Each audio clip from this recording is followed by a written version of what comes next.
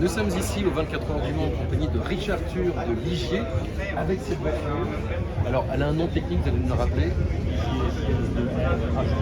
à partir d'un modèle déjà existant, et vous l'avez développé, adapté plutôt à l'hydrogène, avec le concours de Bosch Engineering. Effectivement, c'est un partenariat. Les premiers échanges ont eu lieu en 2021 et le projet a été lancé en novembre 2022. Donc l'objectif était de créer une voiture très performante avec une nouvelle technologie qui servirait de laboratoire pour développer tous les aspects liés à l'hydrogène, l'intégration du réservoir, les problématiques de pollution, de sécurité, et en tout cas travailler ensemble sur le développement de l'hydrogène. Tout le monde connaît l'expertise de Ligier Automotive, bien sûr, pour faire des voitures de course. Et là, il fallait un partenaire qui connaisse bien l'hydrogène. Complètement. Effectivement, l'hydrogène, mais aussi tous les aspects de fonctionnement du pilotage moteur, des équipements spécifiques, que ce soit l'injection, au niveau de la gestion électronique du moteur, gérer aussi tous les aspects sécuritaires liés au fonctionnement du moteur, sont indispensables. Et Ligier, de son côté, a amené l'expertise globale, l'architecture, l'intégration en tout cas de tous ces systèmes-là dans un véhicule qui se doit être performant. Ici, dans le cadre de cette expo, il y a surtout des voitures avec moteur à hydrogène. Cette technologie vous a paru plus pertinente plutôt que la pile à combustible, par exemple? Moi, on considère qu'en tout cas, l'automobile de demain sera composée de différentes technologies. La voiture électrique, c'est une évidence.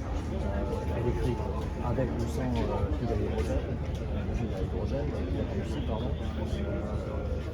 des solutions de moteur à combustion et des carburants de synthèse, et aussi l'hydrogène comme carburant. Sur un moteur à combustion classique. Nous, on pense qu'effectivement, il y a une partie de véhicule qui serait important en tout cas et très compétitif d'avoir des combustions. Alors cette voiture, elle est présentée ici au Mans. Elle roule et elle va rouler prochainement. Oui, complètement. Les essais ont déjà démarré. Cette voiture-là, on l'a livrée il y a à peu près un mois. Elle a commencé les essais de développement sur piste. On va continuer à les développer avec Bosch pour partir à la mise au point et tirer toute la quintessence du moteur.